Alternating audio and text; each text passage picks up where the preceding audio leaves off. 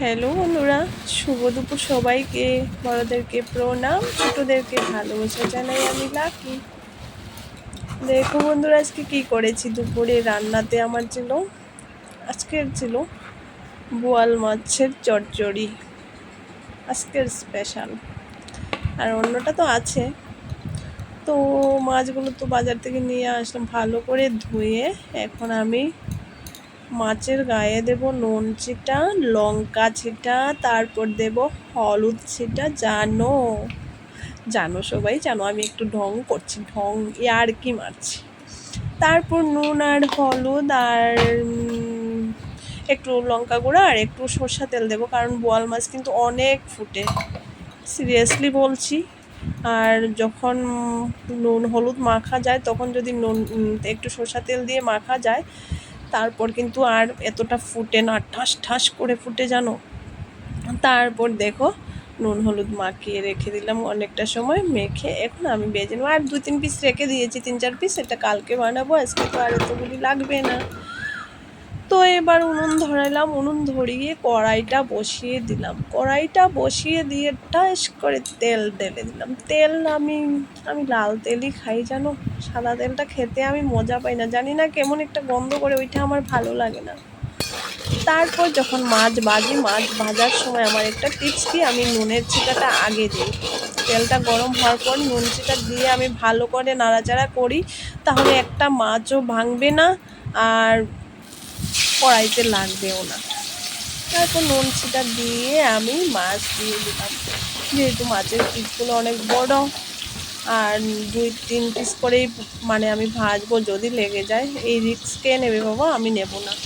তারপর দেখো ডেকে দিলাম, কেন একটু রিস্ক নেব না, যদি ফুটে কিন্তু আমি শুনেছি অনেকের মুখ টুক ঝলে যায় জানো, তেলের ছিটা পড়ে, এইভাবে ফুটে বোয়াল মাছ। তারপর আমি উল্টিয়ে পাল্টিয়ে নিলাম, দেখো আমার কড়াইতে কিন্তু লাগেনি একটাও। এই যে এটা বোধহয় ধরে গেছে কড়াইতে, একটু ধরেই গেছে, দেখেছো নুন দেওয়ার পরও। তারপর আবার উল্টে দিলাম। আর বোয়াল মাছটা কিন্তু বেশি ভেজে খেতে স্বাদ নেই, বেশি ভাজবে না, মিডিয়াম ভাজবে, যাতে কাঁচা গন্ধটা চলে যায়, তার জন্য। আর বেশি ভাজতে গেলে একটু রাবার টাইপ, শক্ত শক্ত টাইপের হয়ে যায় আর কি।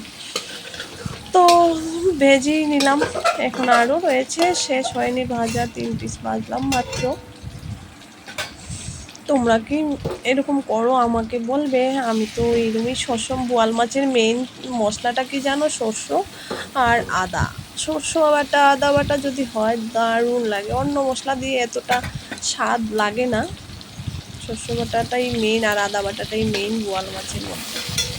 তারপর বাকিগুলাও ভেজে তুলছি, দেখো আরও রয়েছে, আরও 2 পিসের মতো রয়েছে, তো এগুলাও আমি ভেজে তুলবো সব। দেখেছো কড়াইতে লেগে গেছে বলতে মাছ লাগেনি, যে হলুদ আর এই যে লঙ্কা গুঁড়োটা ওইটাই লেগেছে, মাছটা এতটা লাগেনি। দেখেছো মাছ তো গোটা গোটা পিস তুলেই নিলাম। তারপর আরও 2 পিস রয়ে গেছে, ওইটাও আমি ভেজে নেব লাস্টে। এই যে দিয়ে দিলাম, এখন ভাজা হবে। আর আমি তো ডেকে ডেকে করি, কারণ আমি রিস্ক নেবো না, প্রথমেই বললাম যে ফুটে, কিন্তু এটা ফুটছে না। আমি আগেই তো তেল দিয়ে ভেজেছি, তার কারণ ফুটেনি, কিন্তু তোমরা শব্দ পেয়েছো, ফুটেনি কিন্তু অনেক ফুটে যদি তেল দিয়ে না মাখা হয়। দেখো কি সুন্দর হয়ে গেছে আমার মাছ ভাজা। এখন আমি মাছের ঝোল করার জন্য, চচ্চড়ি করার জন্য কি নেব মশলা, দেখো আদা, কাঁচা লঙ্কা আর পেঁয়াজ। লঙ্কা তোমরা যে যতটুকু ঝাল খাবে অতটুকুই দেবে, আদাটাও আন্দাজ মতো দেবে। আর একটা পেঁয়াজ দিলাম, মিডিয়াম একটা পেঁয়াজ, এত বড় না, মিডিয়াম একটা। এটা ফোড়ন দেওয়ার জন্য আরেকটা পেঁয়াজ কুচি করে কেটে রেখেছি, আমি করে নিয়ে আসলাম। দেখো মশলাটা হয়েই গেল আমার, এটা কাঁচা মশলা। তারপর এখন একটু শস্য ভিজিয়ে রেখেছিলাম, সাদা শস্যটাই আমার কাছে আছে, আমি সাদা শস্যটা ভিজিয়ে রেখেছি, এখন সাদা শস্যটাও পেস্ট করে নিয়ে আসবো। দাঁড়াও, এই যে এসে গেছি, দেখো শস্য পেস্ট হয়েই গেল। এখন আমি তরকারি বসাবো। তরকারি বসানোর জন্য কি করলাম, দেখো কড়াই তো মাছেরই ছিল, আমি আর ধুইনি, তো এতটা লাগবে না যদিও।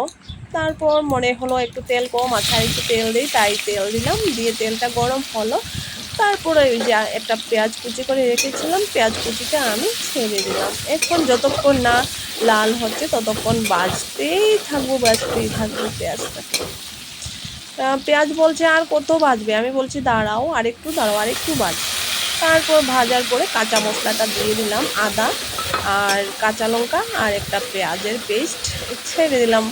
এখন যতক্ষণ না কাঁচা গন্ধ যাচ্ছে আর তেল মশলা আলাদা হচ্ছে ততক্ষণ আমি ভাজলাম। তারপর একটু দিলাম শুকনা মশলার গুঁড়ো, দিলাম কি একটু লঙ্কা গুঁড়ো দিলাম, আর এখন দেব একটু হলুদ গুঁড়ো দিয়ে এবার ভালো করে নাড়াচাড়া করব।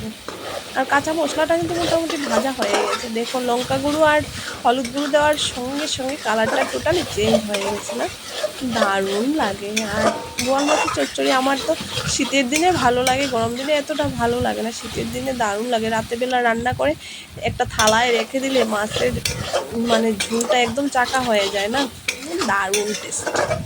তো মশলাটা ভাজা হয়েই গেছে মোটামুটি, দেখো তেল ছেড়ে দিয়েছে মশলার গা থেকে আর সুন্দর একটা গন্ধও বেরিয়েছে। তারপর শস্য পেস্টটা আমি দিয়ে দিলাম।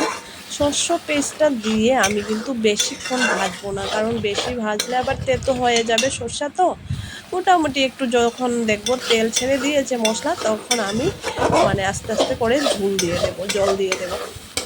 দেখো শস্য বাটাটা কষাচ্ছি এইভাবেই, মানে অনেক আছে কাঁচা করে নেয়। তারপর শস্য বাটাটা মানে কষানো হয়েই গেল, ঝোল দিয়ে দিলাম আমি। এখন ঝোল দিয়ে নাড়াচাড়া করছি, মশলা আর ঝোলটা যেন এক হয়ে যায়। তারপর কি করব আমি, দেখো হয়ে গেছে বলতে তরকারি হয়নি, জল আর মশলা এক হয়ে গেছে আর কি, ওদেরকে এক করে দিলাম। তারপর স্বাদ মতো নুন দিয়ে দিলাম উপর থেকে, স্বাদ মতোই দিলাম কিন্তু নুন দিয়ে। এবার এখন আমি ডেকে দেব 10 মিনিট মতো। 10 মিনিট হয়ে গেল, তোমাদের সামনে আবার হাজির। দেখো কীভাবে টক করে ফুটছে ঝোলটা কি চাইছে বলো তো, ঝোলটা চাইছে আমাকে মাছগুলি দাও। আমি বলছি দাঁড়াও। তারপর আমি এক এক করে মাছগুলো দিয়ে দেব ঝোলে। এই যে দেখো এক এক করে সব মাছ আমি ঝুলে দিয়ে দিলাম। এবার কি করব দেখো, আর একটু রয়েছে, এই দিয়ে দিলাম। এখন আমার খুন্তি কোথায় খুঁজে পাচ্ছি না, এই পেয়ে গেছি খুন্তি দিয়ে এখন নাড়াচাড়া ভালো করে করব মাছটা দিয়ে। এখন আবার টকবক করে ফুটাবো ঝোল। এই যে টকবক করে ফুটছে, উপর থেকে আমি দুটা কাঁচা লঙ্কা, দুটা লাল লঙ্কা দিয়ে দিলাম। কালার সুন্দর আসে কিন্তু উপর থেকে না, দেখো লালে আর গ্রিনে। তো কাঁচা লঙ্কা দিয়ে দিলাম, আমি তো ঝাল এতটা দেইনি, যদি কারো ঝাল লাগে তো কাঁচা লঙ্কা দিয়ে খেয়ে নেবে মেখে। তারপর উপর থেকে দেখো কুচি করে রেখেছিলাম ধনে পাতা। এই ধনে পাতাটাই কিন্তু সেন্ট আরও দারুণ হয় জানো, গন্ধটা কি বলবো, অসাধারণ গন্ধ বেরিয়েছে ধনে পাতাটা ঢালার পরে। তারপর দিয়ে আমি জাল দিলাম, টকবক করে ফুটার পরে এখন কি করব দেখো, তরকারিটা প্রায় শেষের পথে হয়েই গেছে, একদম সিম্পল আর খেতেও কিন্তু দারুণ লাগে। বাস হয়ে গেছে, এখন আমি থালায় ঢেলে নিচ্ছি। দেখো কালারটাও কি সুন্দর হয়েছে না, খেতেও কিন্তু দারুণ হয় জানো।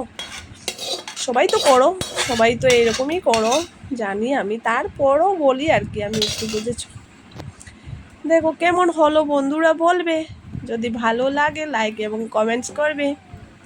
সবাই ভালো থাকবে, সুস্থ থাকবে। এই যে হয়েই গেল।